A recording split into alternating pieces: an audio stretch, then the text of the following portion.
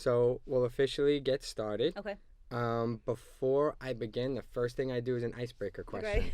Okay. So you get to pick out a card from the deck. Okay.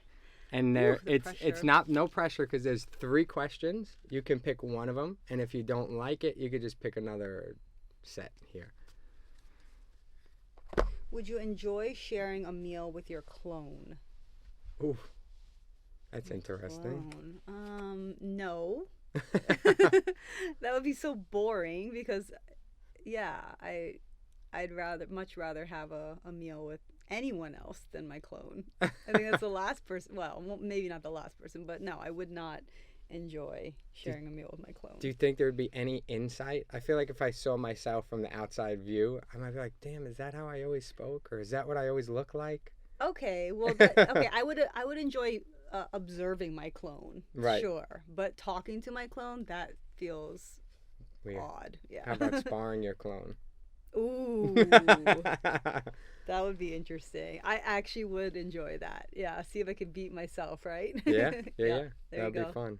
Cool. Mhm, Thanks. mhm. So tell us a little bit, just a brief, introduction of like your experience in the martial arts. But before you do that, I'll just say, I kind of mentioned it to you when you came in, but I did some AAU karate competitions back in the day, and I used to watch you and George Kataka, and I would look at you both and say, I hope I can be like that one day. I was a younger kid at the time, and I was like, the whole Hawaiian team is just so good. Like, Yeah. I used to love coming to watch, and I was like, that's it. I remember I did his seminar. I did your seminar once in New York City when you were here. But, I grew up watching you guys, and, so I know for sure, you bring a ton of expertise to the table. But tell everyone a little bit about your karate background or some of your experience. Yeah, so like you mentioned, I grew up in Hawaii, and came from a really strong dojo with lots of, tough competitors, high level competitors, and started at age 5. I was really lucky because the YMCA across the street from my house was the like flagship dojo of so I just really got lucky that the best dojo in the country, if not the world, was like right across the street from my house. Wow. And then got into competition when I was 8 because that was kind of the culture of the dojo. Everyone competed. We had very strong elements of like being traditional and that, adhering to like Japanese customs and doing a balance of kihon, kata, the fundamentals, the forms, and the sparring, the kumite. But competition was big for us. Like our sensei was the second All Japan champion ever. A lot of people know the first All Japan champion, Fumio Demura, who has passed since then, and And he your was sensei's name? Chuzo Kotaka, so George's father. Yeah. So he won the second All Japan championship. So we were just like a competition dojo from the get go, and then I did AAU nationals like you said. At the same time, started doing our NGB, which is the USA NKF nationals, to be on the national team. And then, as young as 14, I started competing on the junior national team and never looked back. Just did senior nationals, senior national team, and won my first WKF World Championship when I was 21. Yeah. And then several like championships after that, or what? I won the gold 3 times, a silver, and a bronze in team throughout my career. Right. Yeah. Yeah. And so, tell me, or some of the listeners will be new to karate, won't know anything, and some people will definitely be tuning in who know karate and still be interested in hearing your perspective in some things. But what is karate? What makes it different from other martial arts? Okay. Well, I will start by saying that I have never seriously trained another martial art other than karate or karate. I have a ton of respect for the other martial arts, but for me, I just got really lucky and found the martial art that was for me from a very young age. Karate, has its origins in Japan and even further back in Okinawa. And it's a, self-defense art. It means the way of the open hand. it can include elements of weapons training, which it's kind of its own separate offshoot called kobudo, but it's striking, a lot of punches and kicks, and it has, like I said, the Japanese origins. So there are other striking martial arts, but they might come from Korea or from China. And so karate is one of the most practiced martial arts worldwide. It's basically in every country, in every corner of the world. And yeah, what I like about it is the combination of kicks and punches, and there are, like, you can learn in various styles of karate, like takedowns and sweeps and things like that. So there's other elements to it. It's not just punches and kicks. Right. And tell me if I'm wrong, but when I think of karate, some of the things that separate, so like a common striking art is boxing. Sure. And I'll usually compare the difference, saying that I say boxing's a little more like a machine gun and karate's a little more like a sniper. Oh. Like I feel good, yeah. like in karate there's more distance. Yeah. And it's more of the iken hisatsu, or the one hit, one kill. Yeah. Whereas there's still combos, but it's not as like, you'll probably have, if you just did like the math on how many times people connect in a match, there's probably a lot more connections in a boxing match, yes. and a lot less in a karate match. It's like the moment that you capitalize, you're going to make sure it's like completely meaningful, like a cannon or a sniper or whatever. Absolutely. So, if you rewind and see karate, people doing combat like kumite back, I don't know, 30, 50 years ago, 70 years ago, there was just a lot of like waiting, and people on the outside would be thinking, what are they doing? Yeah. But they're just looking. It's kind of the samurai mentality of like, we're looking for that one kill, and we're not going to make a mistake, because if we make a mistake, our opponent will capitalize on it, and they'll be the victor. So that's kind of the origins of it. Of course, it's evolved, and now if you watch high level competition, there's a lot more interaction, but I think you're right, it's still not the same frequency that like boxing would have. Yeah. Which I still think has its value. Absolutely. Yeah. So what are so like if I was a beginner coming in to do a karate class, what might I expect? Like, what are some common maybe drills, or Sure. what might a class look like? Yeah, I mean, it really depends on the age. Karate, at least in America and the Western world, is really geared towards the younger, practitioners. A lot of kids, like I started when I was 5. That's completely normal for a kid to start, in elementary school. Right. So, there's a lot of like this element of like discipline and getting people or kids to, stand straight, listen to the instructor, follow the count, that sort of thing. So, a lot of karate classes will have nice straight lines. You'll practice, basic, like how to make a correct fist, how to do a correct punch, how to block different parts of your body, how to do some basic kicks. And in that, instructors will probably incorporate some, element of physical fitness, balance, that sort of thing, because it's about being aware of your body and being able to use your body properly. So I think a lot of instructors nowadays incorporate that piece of it too. Would you say that there's a difference between sport and, I don't want to use the word traditional, Sure. but I want to use the word sport and maybe non-sport karate, or someone maybe looking to, is there a differentiation? There absolutely is. So, when I don't really like to use the word traditional either, but within the karate community we use it because it's everyone knows what we're talking about when we say it, Right. So it's where we're focused more on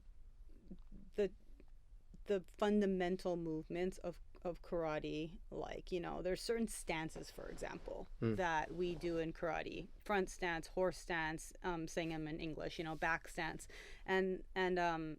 and those put those together, and you're doing forms, or put them, like, do them repetitiously, and you're doing kihon, you're doing basics. So this is like the the fundamentals of traditional karate. Mm. And if you look at some of the sport that's being done nowadays, when dojos or groups or subsets of dojos are really like into sport karate, they're kind of bypassing that and just putting on the gloves and the protective equipment and just going right into like, how do we score a point? So it's different. Right. Do you think that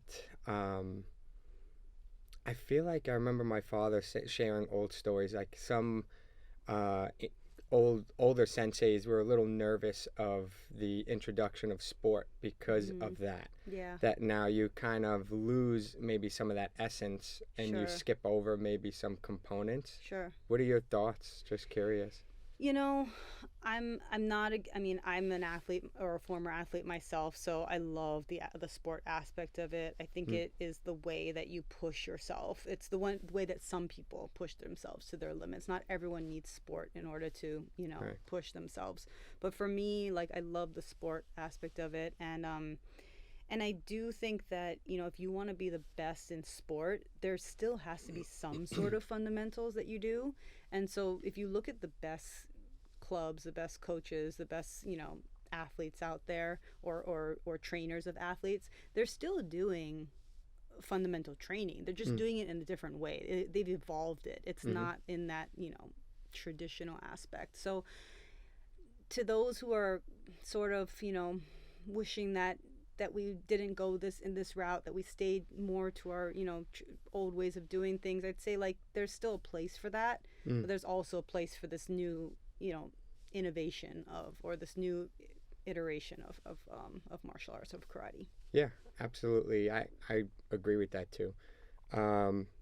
Like, I think that it all really depends on someone's goals. Yep. Right? Is your goal street, defending yourself in the street, which you could still use sport to do, but is your goal to just be fit? Is your goal to be an elite level champion? Is your goal to, etc.? I think it's more goal dependent. And I'm always saying anything that inspires someone to move, I'll take it, especially nowadays. Like, my whole, I'm always getting people to be active. So if competition does that, I think the biggest killer, if we're talking about self-defense, is probably obesity. It's less likely that you'll fight on the street, although people do, but it's more likely that you're going to suffer from these other things. So anything that gets you moving, nowadays, I'm pro for. Yeah.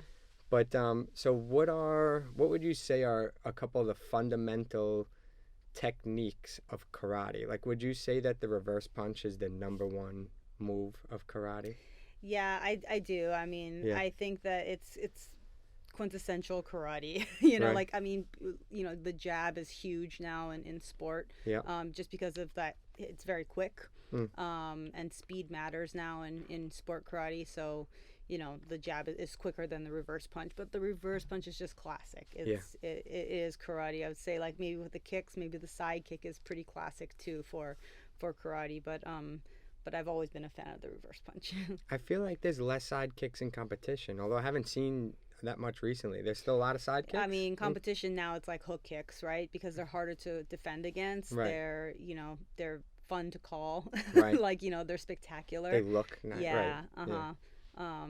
And so there are the points that are scoring either because they're faster or because they have higher point value, and those are more popular nowadays. But when you think of karate, you do think of, like, the reverse punch, for example. So walk me through, if my grandfather used to be a baker, and he handed down a lot of recipes from generation to generation. If I was making the recipe for a karate, the perfect reverse punch, what are, now no pressure to, like, have everything, but what are maybe some ingredients that you would put in there? Yeah, first of all, relax your upper body. I think everyone's way too tense in their shoulders, and they try to muscle through it, and that only slows you down. So you've got to relax your body. You've got to rely on, like, your hips and that whole coordination with the upper and lower body to execute a reverse punch properly. Timing is super important. It's, again, like I said, the jab is the faster attacking point. The reverse punch is a timing point. So if you want to execute the perfect reverse punch, you need the perfect timing.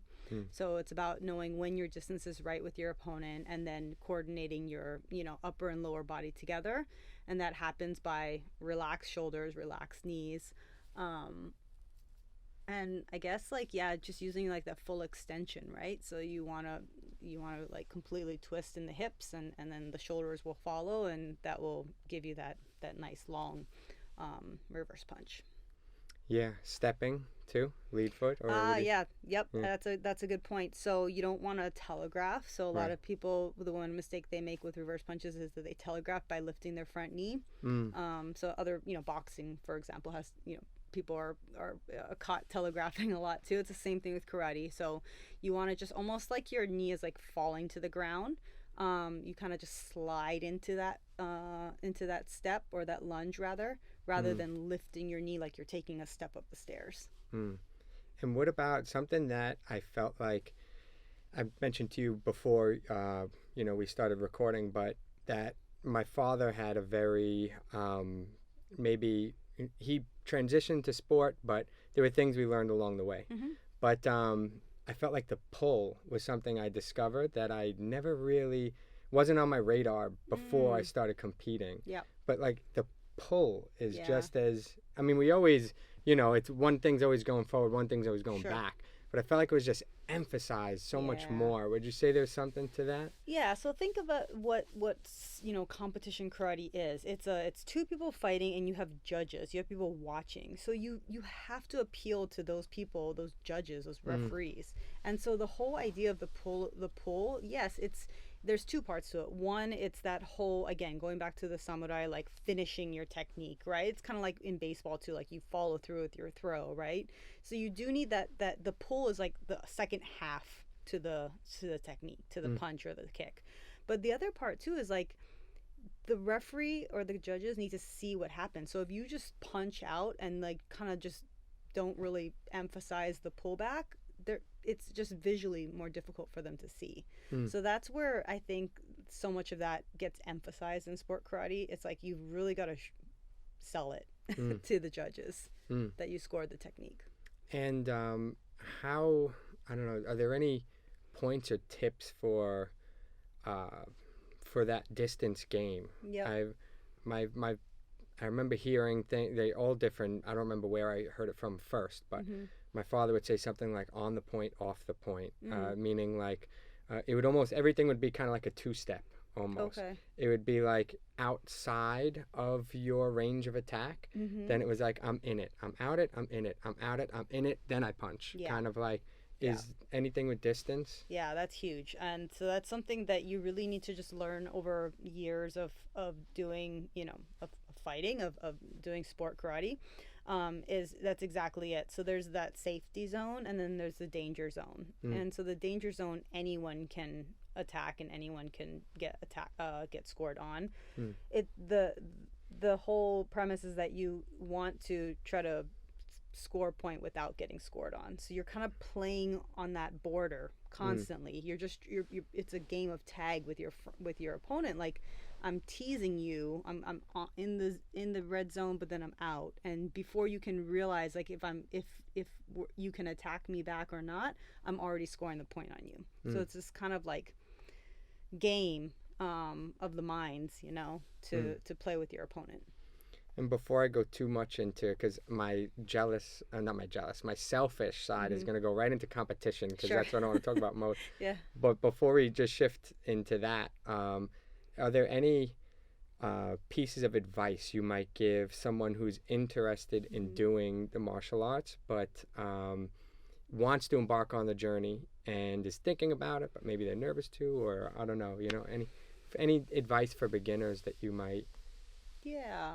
So, I mean, like I said, most people are starting martial arts, are thinking about it for their kids. Right. And so if you're thinking about it for your kids, I'd say, just observe the classes, make sure culturally it's a good fit, that you like the instructor, like all activities, right? Like, you're going to have to like the coach or the instructor for your kids, and make sure that it's a welcoming environment, positive. And so that's really important. And if it's for yourself, if you're an adult or, young adult, and you're thinking about getting into it, I'd say same thing. Like, it's such a broad range out there, and you're probably going to go to the place that's most convenient first and check it out. But it might not be the right fit, and don't give up, because like there's a ton of different martial arts, and even within a martial art, like karate, for example, there's so many different like dojos out there. There's dojos that when you walk in, like they are all about competition. That might not be for you. You might want something where it's more like a moving meditation type of, you know, practice, and they have those out there. So I'd say like just look for your tribe, right? And that'll probably be the best place to, you know, to get the most out of martial arts. How about if it's Cobra Kai and all that? I mean, if that's what you're into. Yeah. And then the last big question for new people starting out is, and really again for everyone, and just to hear your perspective, but the benefits of martial arts. Like maybe what has it done for you, or what has it done for people that you've seen? Right. I mean, as a female, it's given me confidence. That's 100%. You know, the best thing that's come out of it is just the confidence that it gives me. I mean, thank goodness I've never had to use martial arts. I never had to defend myself on the streets against, you know, an attacker. No one's given me that kind of, you know, I've never been in that dangerous situation, but that confidence that I can fight for my own safety is huge. And even beyond that, just confidence that you know, my little 7-year-old self went out into a tournament and performed a kata in front of like a whole crowd of people. Not you can get that from other things other than martial arts, but it's something really cool about martial arts, being able to do a kata and also being able to go out there and like battle another kid, you know, at a young age. It really does help with the confidence for sure. Yeah, I think for me too, that confidence piece of it, and we're going to talk about this a little bit in competition, but I'll just say simply like self-control.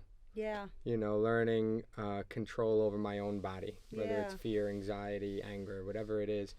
The martial arts has definitely blessed me with that, and then a variety of other things too. And then from my phys ed background, I would even say that there's a big component there for the mind. And there's a lot of research nowadays with, I looked at something recently with like kids who have ADHD and how martial arts is very beneficial for them. And like it's able to help control it or rein it in a little bit. But karate and dance both are very dynamic sports. Okay. So it's not simply going and running on a treadmill and it's very linear, but it's dynamic. I have to react to my opponent. The stimulus is high. And for some people, it helps them to focus. It helps even just the physical chess piece. You know, people do puzzles for brain health. You're doing a puzzle every time you're in a match. So like, there's so many things regarding brain health that I've been discovering over the years too, and how martial arts is beneficial for that. So just mind, body, spirit. We used to say it for years, but it really is mind, body, spirit, and that holistic piece has been wonderful. Yeah, absolutely. Agree. So shifting into competition. Okay. Then, or speaking on that mind piece a bit, have you, like, how do you mentally prepare for a competition? I think, you know, a lot of athletes have their rituals. I was definitely one of those athletes. I had my whole pregame ritual. I liked the way that one of my colleagues had a champion from England, how he described it, and I feel the same way. Before the tournament, it's normal to be nervous. It's normal to, you know, have all the feels. And what you want to do is you kind of want to like collect those feelings, and you're gathering it into a ball inside of you. It's like, I'm nervous, I'm scared, I'm all these things. We're gonna gather it all, and then we're gonna use that energy, and just once we bow and step on the mat, like, use that energy, and that becomes your strength. So I would imagine myself like breathing in and like, okay, I feel nervous right now, okay, and I'd like collect it in me, and then once I bow onto the mat, I sometimes even let out like a collective like you know, before I went out, and then I would try to use that energy. And that's another thing, like maybe people who aren't into the martial arts don't know, is that especially karate, there's this thing called the ki, And so like that's the sound that we make. So if you ever watch martial arts or karate and you hear like ah, like you know, like, Yeah. that's our kiai, but that's us like letting out our energy, you know. So yeah, that's a big thing for martial artists, and it was a big thing for me. And what about, like, I guess maybe, were there any things you do the night before, right before? Did you have any, like, for me, I know music was like such a big deal, but it Yeah. almost became too big of a deal where I said I actually have to let that go. Because Mm. when I didn't have my music, I almost felt like I You're off. couldn't, yeah, I was off. And I was like, oh man, I think I want to try to move past that. But yeah, just curious, is there any I, other little you things? know, I think it's important though, Yeah. because I've kind of gone through that whole cycle too, where I'm like, okay, so for example, the girls' hair bands, right, hair ties. I always wore red Mm. because red was good luck for me. And if you didn't have And red, you so were off. yeah, and then they changed the rule and said Uh, you couldn't wear red. You had to wear a neutral color. And ah, I felt like, yeah. well, they're met like I don't have my red rubber band. What am I gonna do? So I would like put my red rubber band like by my bag and like I mean, you just like this is Yeah. what how athletes are. You just have your thing, you know. Yeah. So yeah, that. I like to eat rice as a pregame meal. I don't know, The just night like before or the morning of, or the night before. It just yeah. felt like it was a little bit less filling than other carbs and stuff. Yeah, So yeah, because you need to be light. yeah, yeah. Um, which that was a piece. It kind of was something more on the technical side, but it still kind of falls in and it drifts away. But we'll come back. But speed, because you're talking about being light. Mhm. How do you, like, I remember watching you and George both, and I'm like, how the hell are they so fast? Like, you know, and Yeah. was there any tips that you give people for improving their speed? Just curious if you have anything for that. I mean, I think nowadays the best athletes are doing all the they're looking at their sports coaches like you for Right. like drills in the gym to be faster. And so I was doing what back then was like the best Right. exercises. I'm sure since then it's evolved and it's even better now.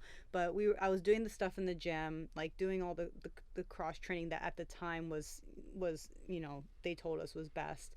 But you know what? I think when it comes to a sport like karate, and there's other sports out there like karate, in that it's about technique too. Like you can be the most athletic person, but if you don't have proper technique, you're wasting a lot of energy. And so martial arts is a great example of like you just have to be super efficient with your body. Like probably like I don't know, maybe like discus for example. Like you probably have to have or okay, I did triple jump in high school. And like if you don't have proper form, you're not going to jump far. It's the Right. same thing, Right. I had a sensei that would say technique first, speed and power second. Yeah. Yeah, absolutely. And so you would say that it's the efficiency of the movement. Yes. Yeah. And George and I and everyone from our dojo, like this was instilled upon us at a very young age about having, proper form and being efficient. And was, when you were first starting out or back then, I don't know if you do anything different, but did you include things like plyometrics or things like that, or a lot of bouncy? Yep, Yeah. I learned about it when I was like, I don't know, 12, 14 years old is when it started being introduced to me what that was. And so, of course, I've learned much more about it as the years went on. I had a couple of really great experiences at the Olympic Training Center where they taught us like what the latest and greatest was at that level. Give us one. What's that? Give us one. Well, I mean, yeah. I mean, no, that's probably hard to explain, right? Yeah, but I mean, just like learning how to lift weights properly. Right. Like I mean, I learned it in high school, and I Right. had really good instructors or PE teachers in high school. But I mean, learning at the OTC, I mean, Right. how can you Right. can't beat that. Right. Yeah. So they had you doing lifting too, like lifting weights? Yeah. I did lift weights. Yep. Because you have two breeds of people. I had one guy on who's a sprint coach and an elite level sprint coach and a return to play for NFL athletes and Okay. things like that.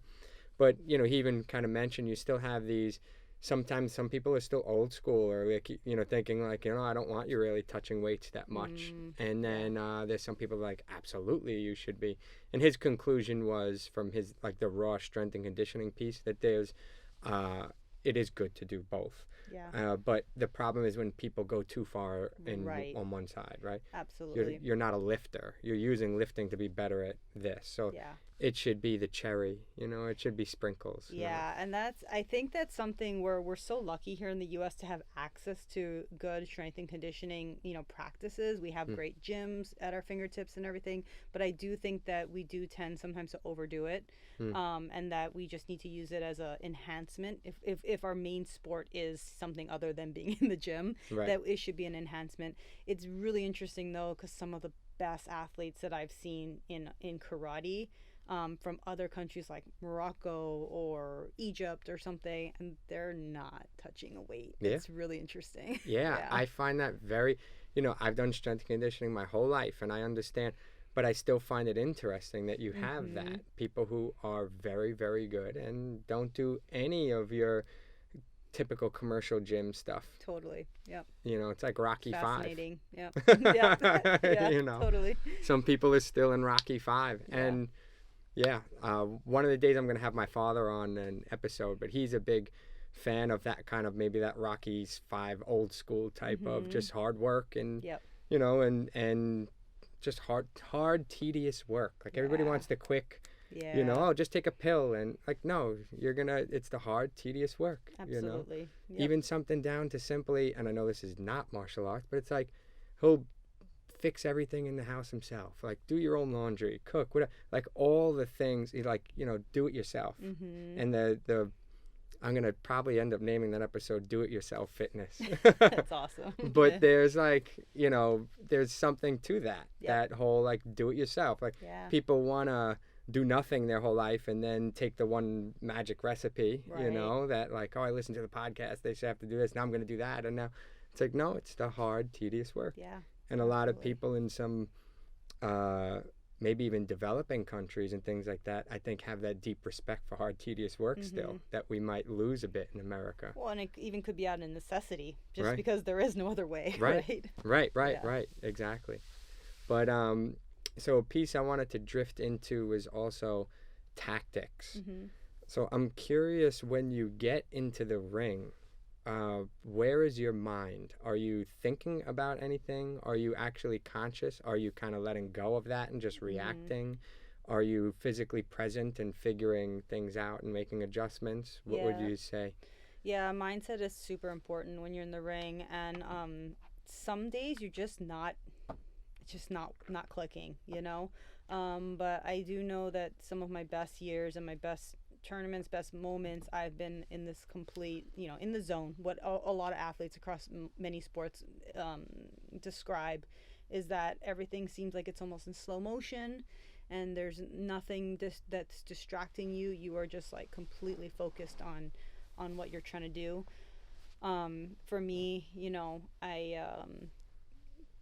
was focused on getting a point. That was my focus. Yeah. And going back to what we were talking about before with the distance and timing, for me it was always distance and timing. That was my strategy.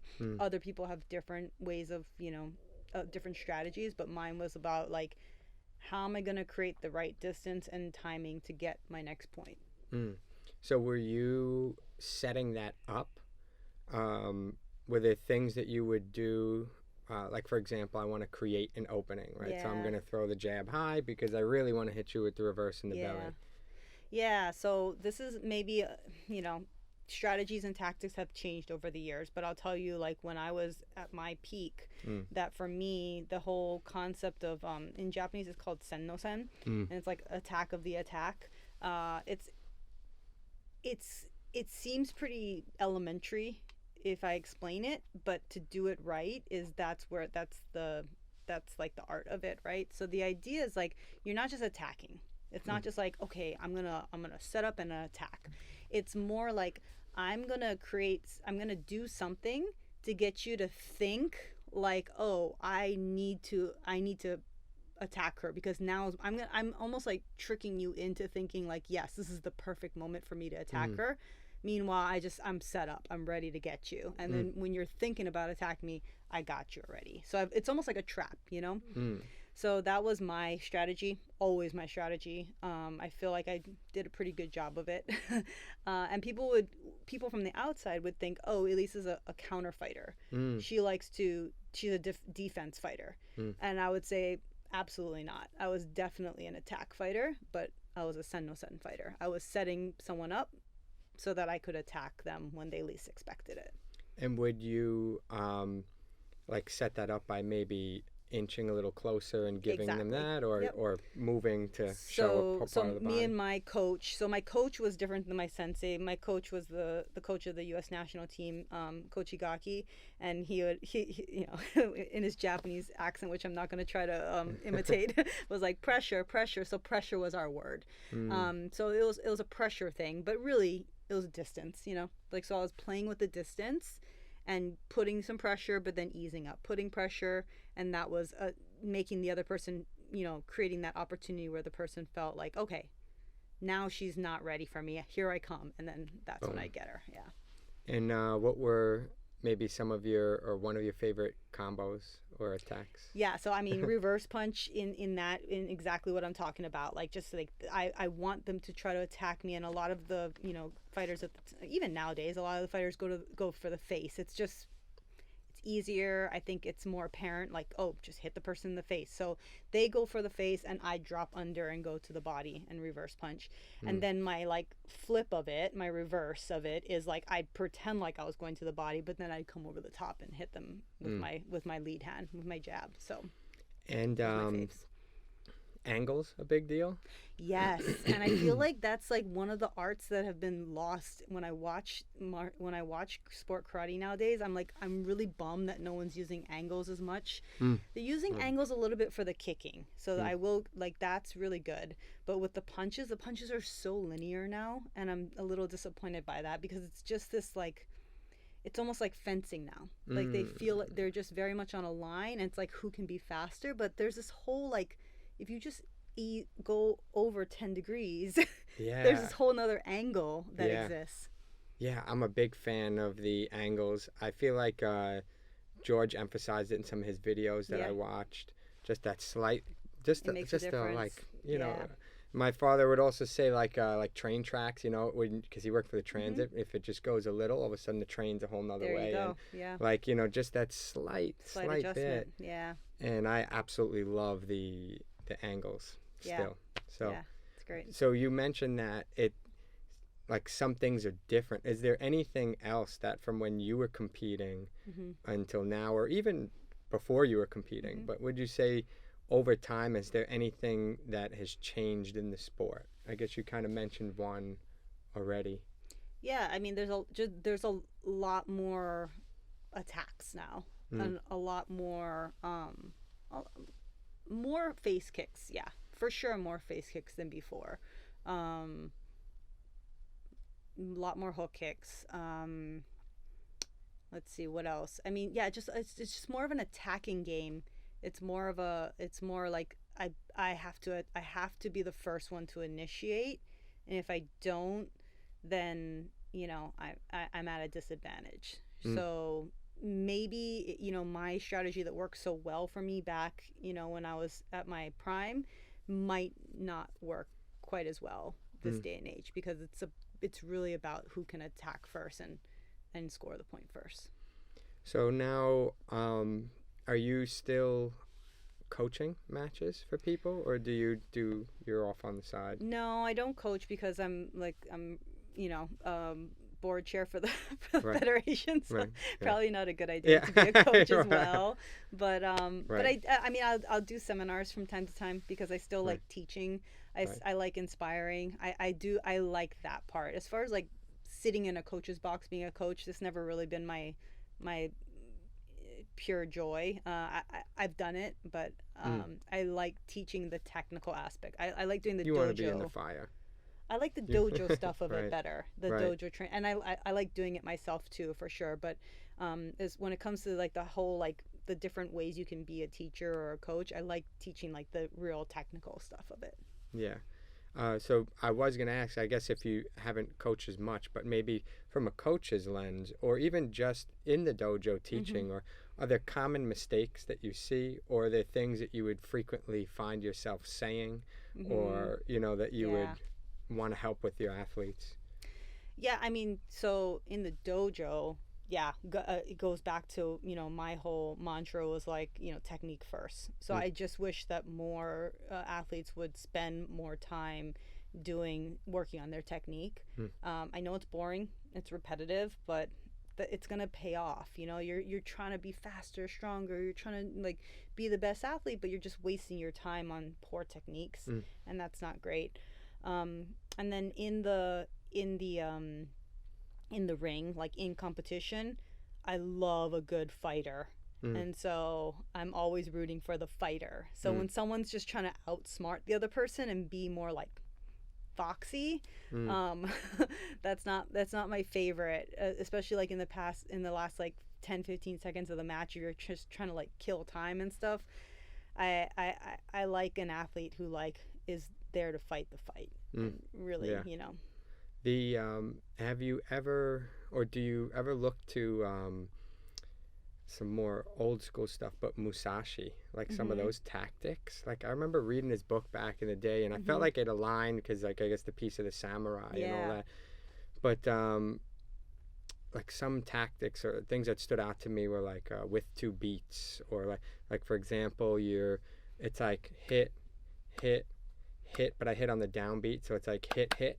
Like there's these different, or another one and I'm probably titling them wrong, or over the years, like the name just changed. It might have been called something else. Yeah. But the other one I remember was like to crush, so which is kind of almost like a blitz. You're just kind of boom in on them, and I didn't know. I was gonna just ask if there's maybe any tactics in that realm. Like, was there anything maybe with timing or with to crush, or I mean, we touched on some stuff already, but if there's anything that comes to mind with that. Yes to all of that. I'm now, you're like, as you're saying all of that, I'm thinking about all the years of training I had and how my sensei would have us do all of those things. So like the blitz, the immediate, as soon as you clash, following up right away. That's I think with 2 beats, the clash follow up right away. Or even the double step. I mean, still that jab reverse punch combo is still a classic. Like everyone does it. They just do it a little differently over time, but it's still a thing. It's still a really popular move because it works. So yes, all of that, it's really interesting. People think, oh, we're being, innovative and we're doing new things and stuff, but it all comes back to like the same simple stuff, right? And even before karate, it's like samurai stuff. It's like classic fundamentals. Yeah, I'm like a huge fan of, like, I like to kind of nerd out on some of that stuff a bit. And something simple, because those are things that have to be trained, right? Like your natural instinct when you clash is to now like, ow, or pause, or relax, or so you have to train the clash hit. Like there's a couple of those things that are just really cool. I don't know, Yeah. And they stand out to me. Yeah, and that's what a good instructor, is. That's what they're teaching, right? With the kids or with the students, is just training through repetition to make it second nature, so that it's without thinking. In competition, you just do it. What are your thoughts on karate combat? That's a new. Are you watching that at all nowadays? I've went to one. I've been at one of them. I've seen a couple on on TV. I mean, again, I think it's everyone has their tribe, right? And if that's what you like, then great. More power to you. I think others will just always want more of that. WKF, World Karate Federation, Olympic style karate. Others will be like none of that, JKA, Ippon, and some will be like no competition at all. So I think everyone just finds their place. Yeah, I have no ties, so I could probably I could say some things sometimes that I'm not worried who hears. And I like karate combat, but the one thing that I was like, oh man, I felt like it started to turn into UFC a little bit, where it's like a little bit of the the smack talk, and like I know that's the stuff that sells tickets. Sure. So not talking about technique. Yeah, like before there's some before. yeah. But yeah, the smack talk or the disrespect at the end. Like the one thing I would have hoped to have been, or like would like to see maintained, is probably like karate's big on karate begins and ends with courtesy. Like we come into the ring with courtesy, we finish with courtesy. Can we have one sport where we're still like even where it's still as real as it gets, but we're still at the utmost like a Machida, like like I love his like knock someone out in the ring, so it's still as real as it gets, and then gets down and gives the guy courtesy. I'm like, oh, I love the character that he shows for and the representation of karate. He's representing karate in my opinion. I mean, the techniques, there's great athletes in there and great techniques and great things going on. That was probably the only one thing that, and I haven't watched it for a while, so I don't even know. I did see Machida's brother is going to be competing on December 15th on Instagram. Oh, okay. And I was kind of like, oh, I would watch that. Yeah. And there's some other great athletes that I enjoy watching. I just haven't been in it for a while, so I don't know if it's changed or not. But I mean, when I was there, Agiev was fighting, and he's one of those like class acts with a lot of respect for his opponent. So, I'm pretty sure there was bowing, but there was definitely respect. I don't know if he actually bowed, but there was definitely respect.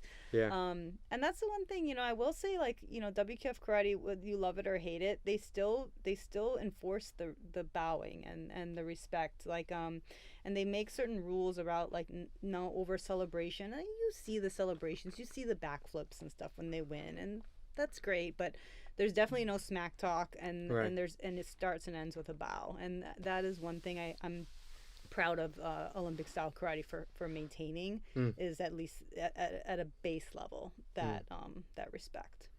So do you know why? You'll probably know more than me, and I'm not fully sure, but karate's not gonna be in the Olympics anymore, or like? So as of right now, we are not in the Olympics. So the way the Olympics work is that there are core sports. So that's like your swimming, your track and field, the sports that will never leave the Olympics. And then there's the additional sports, and additional sports come in and out according to each Olympic host country. So the organizing committee for that host country says, I want to bring in lacrosse.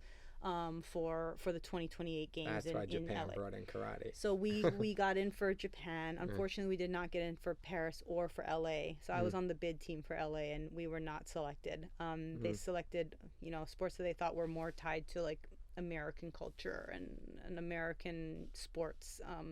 So we were not selected for that. But who's to say we won't be included as a core sport in the future, or brought in as an additional sport? It is a long shot. I mean, any sport that wants to get into Olympics should be considered a long shot. It's hard to get into Olympics. Right. So I will say, I never say never, but right now, unfortunately, we're not. We are in the Youth Olympic Games. We're in the World Games. We're in the Pan American Games, the European Games. We're in every other games there is. Except for the Olympic Games. Yeah, that's interesting. I didn't know that each country gets to decide what they're going to kind of. It's like their stamp, their brand that they can put on the Olympics. That's interesting. So there's hope for it to still be in.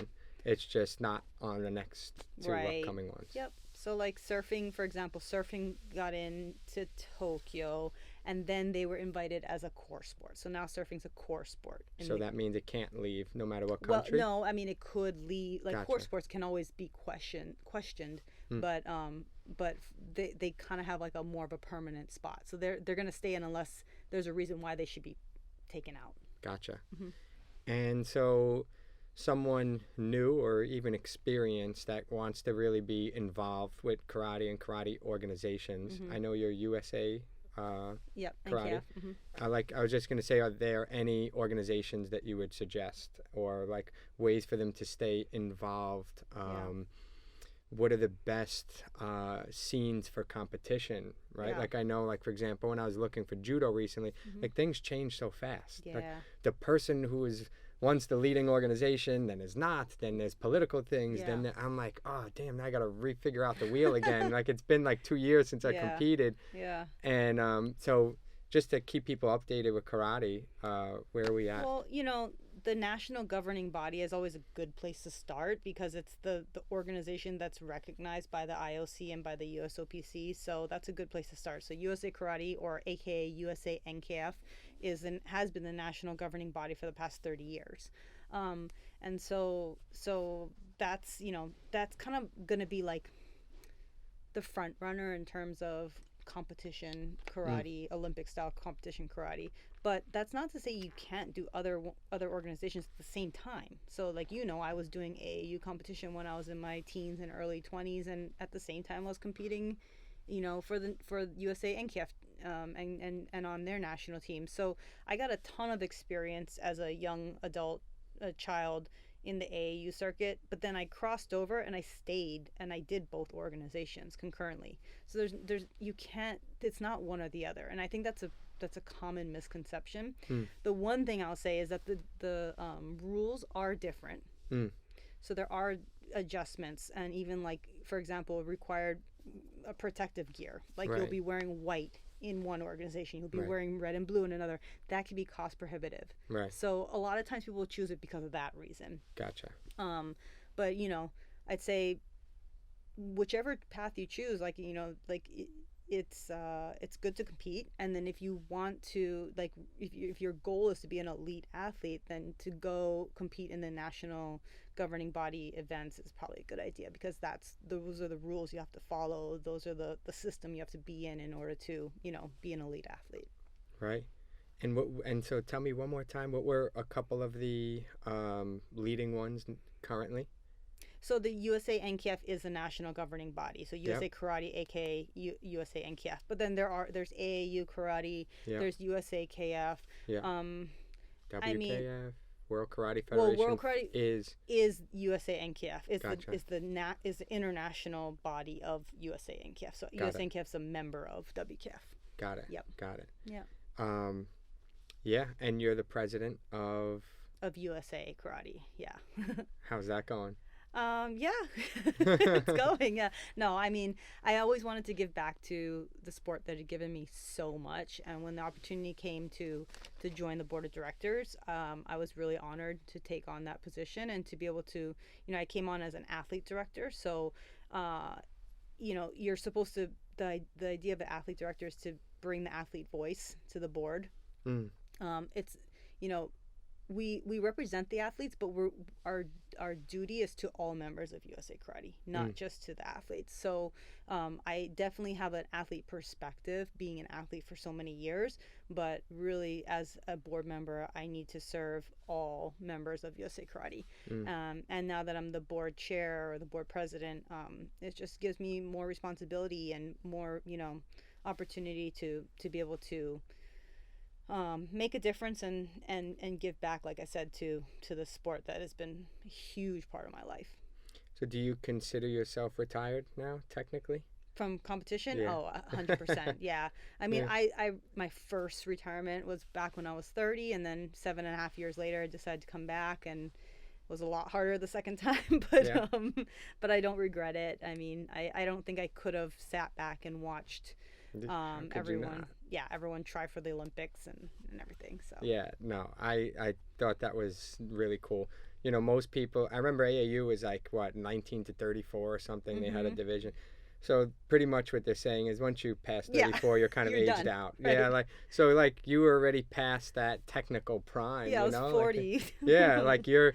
Yeah. And if you just talk about physiologically, there's a whole bunch of reasons why that becomes harder, so the fact that you're like, nah, still, I don't care, I'm going, I always respect that, and I think that's really cool. Yeah. And I mean, first major injury the second time I came back, so and they always say the credit goes to those in the arena, right? So win or loss, obviously you're going there to win, but really the credit does go to those that are getting in the arena. How many people don't? How many people get nervous? How many people say, I'm not going to give it a shot? How many people listen to the voices of others and don't just do what they feel authentic to? And So the fact that you had the courage to still jump in the arena even with the odds against you, and taking that risk, that's the bread and butter right there. Thank you. Yeah, thanks. So now that you are technically retired from the sport, do you still train? I do, not as much as I'd like to, just because I don't have like a dojo like in my backyard. If I did, I probably would want to, do it a lot more. But I also have to be kind to my body too. So the way I used to train as an athlete is not sustainable. So I have to train in other ways, and to be honest, it's not as fun for me. Like I like training like an athlete. Yeah. I get it. I still love karate, but I don't love it as much as like training like an athlete. So I'm doing other things to try to stay active and and prolong my health. So as we come to a close, I guess, just because again the podcast is inspiring people to get active in all realms. What do you do to stay fit nowadays? Or what kind of things do you do to... Yeah, I mean, I've always been a fan of just working out in groups. I like doing anything that involves a group. So I'll do like functional training, in the group setting. I still like to train in the dojo setting. I like to be part of something and part with other people. And even if it's like playing pickleball, I like doing stuff with other people. Yeah, I could relate to that too.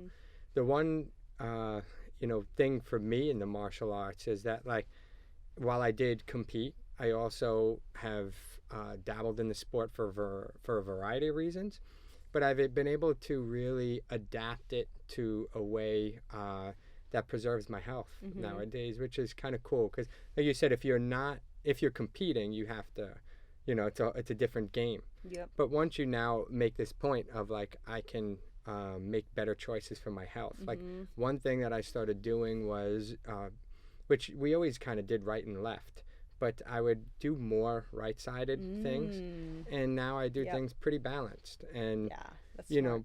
So like simple stuff like that there's always ways to modify it, and I felt like karate has so much variety that you can modify it for health. Yeah. And there's always something you can do. Absolutely. So That's I think it's a great lifelong sport or activity if you're not being too competitive and you're modifying it that way.